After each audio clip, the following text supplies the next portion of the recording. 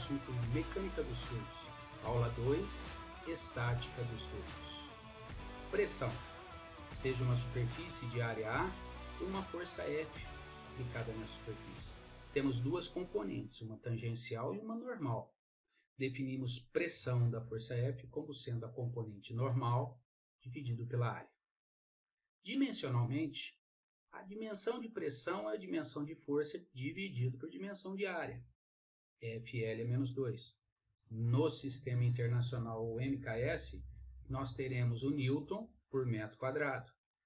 A isso nós damos o nome de Pascal. Escalas de pressão. A pressão absoluta ela é medida em relação ao vácuo ou zero absoluto. A pressão efetiva ela é medida em relação à pressão atmosférica. Praticamente todos os aparelhos de medida de pressão, os manômetros, eles registram zero quando abertos à atmosfera. Veja esse manômetro, ele está marcando zero.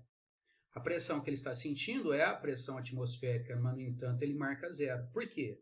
Na escala manométrica, a pressão atmosférica vale zero. Daí a relação pressão absoluta ou pressão total é igual à pressão efetiva mais a pressão atmosférica. Lei de Stevin.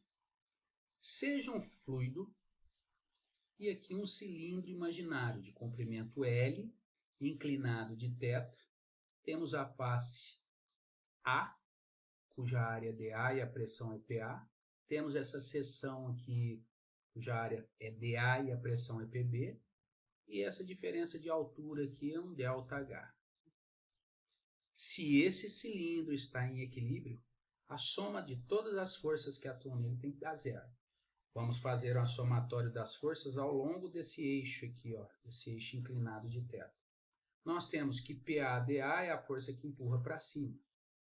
PB vezes dA, a força que empurra para baixo, mais a componente dessa força está dirigida para baixo.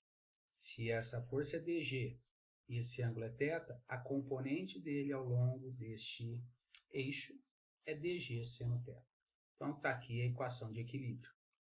O peso desse fluido imaginário aqui em forma de cilindro vai ser igual ao peso específico do fluido vezes o volume dele. O volume dele é dV. O volume desse cilindro é a área da base, dA, vezes o comprimento dele, que é L.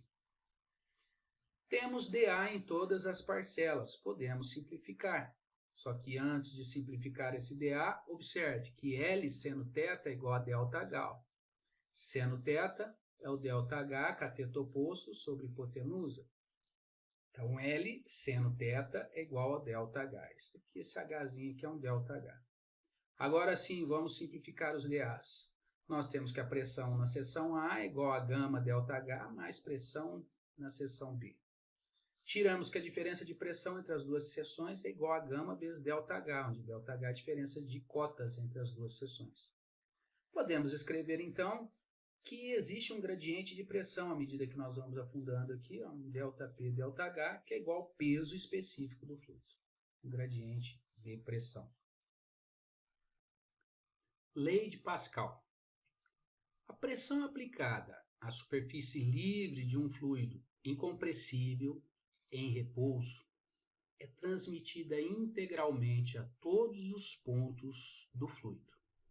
Então, seja um fluido, um recipiente aqui com um fluido, ponto P1 com pressão P1, ponto P2 com pressão P2, ponto P3 com pressão P3. Se nós aplicarmos uma pressão neste êmbolo aqui, se a pressão no ponto 1 aumentar de dP, a pressão no ponto 2 vai aumentar de dP, a pressão no ponto 3 vai aumentar de dP. O aumento de pressão é transmitido integralmente a todos os pontos do fluido. Isso se for um fluido incompressível e em repouso. Aplicação prática. As balanças dos postos de gasolina. Uma força F1 aplicada no êmbolo de área 1 é equilibrada com uma força F2 aplicada no êmbolo de área 2. O acréscimo de pressão no êmbolo 1 é igual ao acréscimo de pressão no êmbolo 2. Pressão é força sobre área. F1 sobre A1 vai ser F2 sobre A2. Arrumando, nós temos que F2 é igual a 2 sobre A1 vezes F1. Perceba que se a área 2 é muito maior que a área 1, a força F2 vai ser muito maior que a força F1. Nós temos aí um multiplicador de força.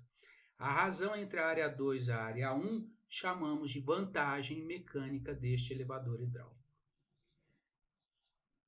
Carga de pressão ou altura piezométrica. Vimos pela lei de Stevin que a pressão que um fluido exerce no seu interior é igual ao peso específico vezes a profundidade do ponto onde você está analisando. Essa profundidade nós recebe-se um nome de carga de pressão, que é a pressão dividida pelo peso específico do fluido. Dimensionalmente, essa carga é pressão dividido por peso específico. Dimensionalmente, isso vai dar a mesma coisa que Joule por Newton, energia por unidade de peso, que isso é metro. É muito interessante você enxergar essa dimensão aqui, porque quando nós estivermos trabalhando com a equação de Bernoulli em aulas futuras, nós vamos falar de carga de um ponto, carga da máquina, carga da bomba, carga da turbina, carga gravitacional, carga cinética, carga de pressão. E quando nós estivermos falando em carga, fica muito mais simples entender a equação de Bernoulli, que veremos futuramente, quando entendermos quantidade de energia que se tem em um determinado peso de fluido. A gente simboliza por metro, mas na verdade esse metro nós vamos ler como sendo energia por unidade de peso. A carga de pressão, ela é a altura a qual pode ser elevada uma coluna de fluido por uma pressão P. Olha um piezômetro, daí também o nome de altura piezométrica. Nós temos um piezômetro, o fluido está escorrendo aqui, ó, temos escoamento, e aqui o fluido está em repouso, ó, sobe até uma altura H. Daí o nome altura piezométrica. Nós temos um piezômetro aqui, ó, altura piezométrica ou carga de pressão. Equação manométrica. Seja um tubo em U, a equação manométrica vai ser uma equação que vai relacionar a pressão de um lado do tubo com a pressão do outro lado, de uma extremidade com a outra.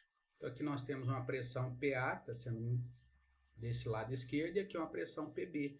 A equação manométrica vai relacionar PA com PB por meio dos fluidos que estiverem aqui dentro. Equação manométrica. Seja um tubo em U, extremidade esquerda nós temos uma pressão PA, extremidade direita nós temos uma pressão PB. A equação manométrica é uma equação que vai relacionar essas duas pressões. Para isso nós devemos colocar as divisas entre os fluidos que estão aqui, ó. O A com 1, aqui é a divisa, o 1 com o 2, aqui está a divisa entre os fluidos, o 2 com o 3, a divisa, o 3 com o B, aqui está a divisa. Observem que aqui no líquido 1, a altura dele é H1, essa altura aqui é H2, essa altura é H3. Então, nós colocamos as alturas. Então, como é que se monta a equação manométrica? Eu posso partir de A e chegar em B, ou posso partir de B e chegar em A. Vamos partir de A. Quando nós estamos aqui, a pressão é PA. Pressão PA. Vamos descer dentro desse líquido 1. À medida que nós vamos descendo pela lei de Stevin, a nossa pressão aumenta. Quanto que vai aumentar? Γ1H1. Então, a pressão nesse ponto aqui agora é a pressão em A mais Γ1H1. Vou descer no líquido 2 até essa profundidade H2 aqui, ó. Minha pressão aumenta mais um pouco, Γ2H2. Este ponto e este outro têm a mesma pressão, estão na mesma horizontal, no interior de um mesmo fluido. Lei de Stevin, tem a mesma pressão. Então agora eu vou voltar, vou começar a subir. Se eu estou subindo, minha pressão está diminuindo. Diminuiu quanto? H3, Γ3. Ó. Γ3H3 foi o que diminuiu. Até eu chegar aqui, que é a pressão em B. Então essa é a equação manométrica, a equação que relaciona a pressão de A com a pressão de B.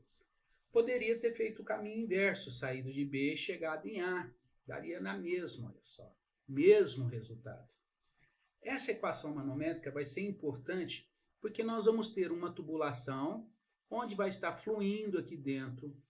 Temos um escoamento aqui dentro. Vamos pegar o tubo em U, um manômetro, colocar em 2 pontos e por essa altura aqui nós conseguimos achar a diferença de pressão entre A e B. Daqui nós temos que PA menos PB, aplicando a equação manométrica que nós acabamos de ver, PA menos PB é igual a gama vezes H.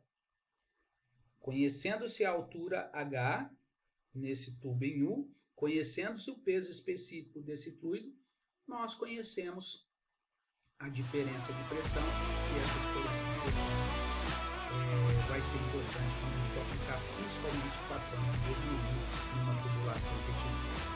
Até a próxima aula.